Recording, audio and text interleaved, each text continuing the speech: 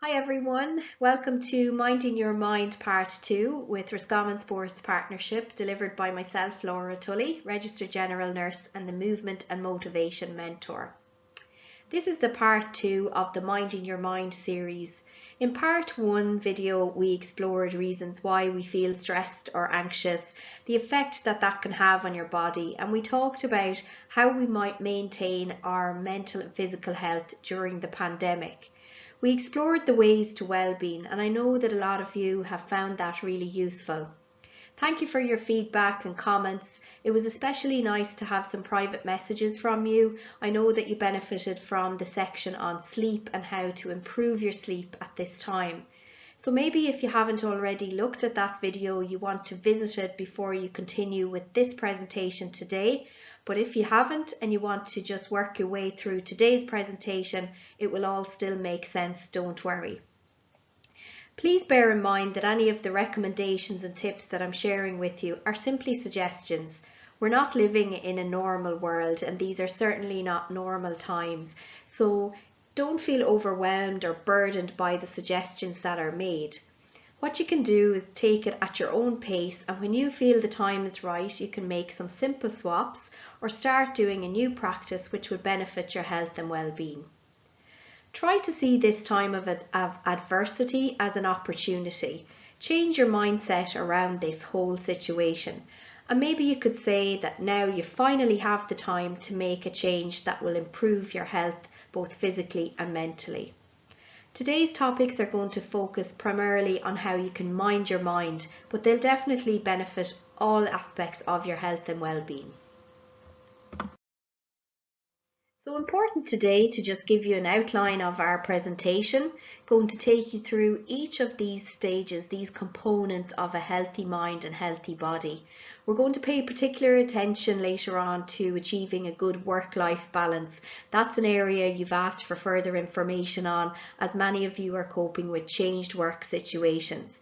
So stay with me now for a couple of minutes and I'll remind you about the importance of minding your mind during a pandemic. Okay, so when we revisit the issue of diet and nutrition, I think it's important for you to know that a quarter of what we eat and drink fuels our brain alone.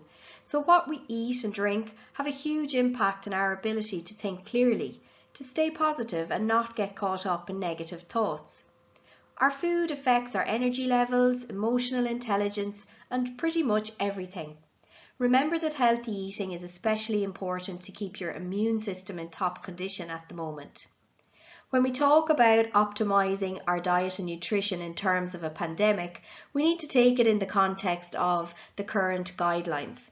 So we have to minimize our trips to the supermarket, and this means we need to plan ahead. Try to visualize the meals that you and your family will have for about 5 days at a time. You need to consider the foods that your family like and food preparation methods, your interest skills, and don't forget to pay attention to the actual time and energy you'll have for preparing the meals. I know that working from home actually means there may be little more time to do cooking, especially if you're responsible for teaching your kids and doing the work your employer expects of you. So what's worked for me in recent weeks is to do batch cooking or to use the slow cooker more in preparing meals. I've also involved the children in meal prep, and I'm planning this as a valuable learning experience in life. So I'm using weighing and measuring parts of maths, and I'm using cooking processes with a science link. You can try this out to get your family involved and see how it works for you. Remember to think nutrition and plan your healthy, balanced meals with lots of whole grains, vegetables and fruits, and serve those in the greatest amounts. When you are in the supermarket, try to limit the purchase of those tempting foods like chips, fizzy drinks, biscuits and bars. These are high in empty calories and will also run up your grocery bill. Try to make eating at home a positive experience. Get everyone together at the table or spread a blanket on the floor and have an indoor picnic. Be sure to separate meal times and TV times and try to make meal times a no phone zone. Try to chat about things that are uplifting, maybe tell some jokes or keep conversations upbeat and fun. You can even talk about what you might plan to do at the end of the summer.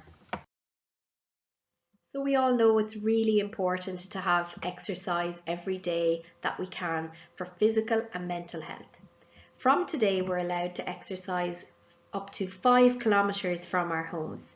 And those who have been cocooning are allowed to exercise outdoors as long as they stay apart from others.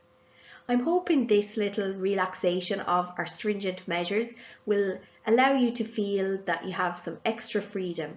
Please remember to keep your 2-metre distance from others and to exercise individually or as a family unit. It's important now to try and up your intensity to a moderate level if you can. Walking is the physical activity that I recommend for people because it's free and easy to do and it's suitable for all ages and abilities. So try to get a 30-minute or more walk of moderate intensity in every day. You can take part in my 4K a day COVID challenge. You can check out the details of that on my Facebook page and be in with a chance to win a special prize on the 18th of May. We talked a lot about sleep, ways to improve sleep, and my top tips for sleep during a pandemic in our last video. So I'm not going to spend time talking about this again today, but what I will remind you is that it's crucial for every aspect of your health, particularly your mental health and well-being.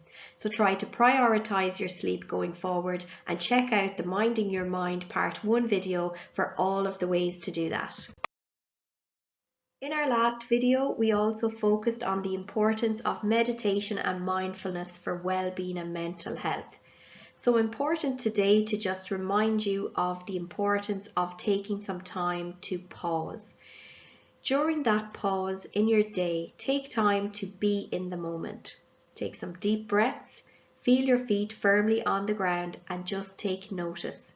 This is a practice you can work on developing right throughout the pandemic. It's prioritising your self-care and carving out some time just for you in every day. Aim to achieve 10 minutes a day for ultimate well-being. Really important to stay connected to other people, even though we can't physically be close to them.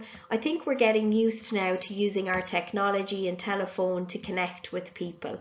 If you haven't been doing this on a daily basis, I highly recommend it. Make contact with people using technology, set up social interactions, maybe you'll even have a quiz or a bingo game online. While you can't call in on some people, you can still call them. So try to make the effort on a daily basis to connect with other people in a positive way. So a big topic for discussion is how to achieve a work-life balance and how to mind your mind while you do that. So I know a lot of you struggled with this, and following the last video, it was one of the areas you asked me to cover. I'm going to take some time on my Facebook page over the next while to look at this in more depth with you. But for today, I'm going to share some of the top tips that might just help you get a little bit of control back in this regard. First thing to say is that we haven't had time to prepare or plan for a new working environment like this. We're also surrounded by the members of our household pretty much all the time, so it's really difficult to carve out dedicated work time in that busy day. Lots of us are homeschooling and trying to maintain the house and the household chores while working from home. So it's important to make some boundaries about what is work time and what is home time. So set up a clock in and clock out time for yourself. And outside of your working hours, try to switch off the work phone and emails and turn off those notifications. I think it's important that other people have realistic expectations about your response times in this pandemic. So maybe let your employer and colleagues know about your home situation and the working hours that you are defining for yourself. You should make sure to schedule some time for exercise and family fun in your day. Do things that are other than work related. Funnily enough, this will benefit your work performance in turn. I'm going to share further tips with you over the coming while. If there's something in particular that you think I can help with, drop me a DM and I'll look into it for you. We weren't born to be hermits. We weren't born to live this life of isolation. Remember that we all go through tough times, so don't be afraid to reach out and ask for help when you need it. Allowing yourself to be vulnerable makes us more approachable and gives the message to others that it's okay for them to do the same when they need help. You can always talk to a friend, a colleague, a doctor, a therapist. Don't suffer alone. Please use the supports that are there for you. We've reached the end of today's presentation. I hope that the past 10 minutes have been useful to you in minding your mind during the pandemic. Remember that this too will pass, that what doesn't break us makes us stronger, and that there's always something to be thankful for. Try and find a positive in every day and know that every day we spend is one closer to the restrictions being lifted. Let's continue to do all we can to crush that curve. If you'd like to join us on May the 9th at sunrise, you can support P8 House by clicking the link below and making a donation. Let's turn darkness into light and stay together while apart.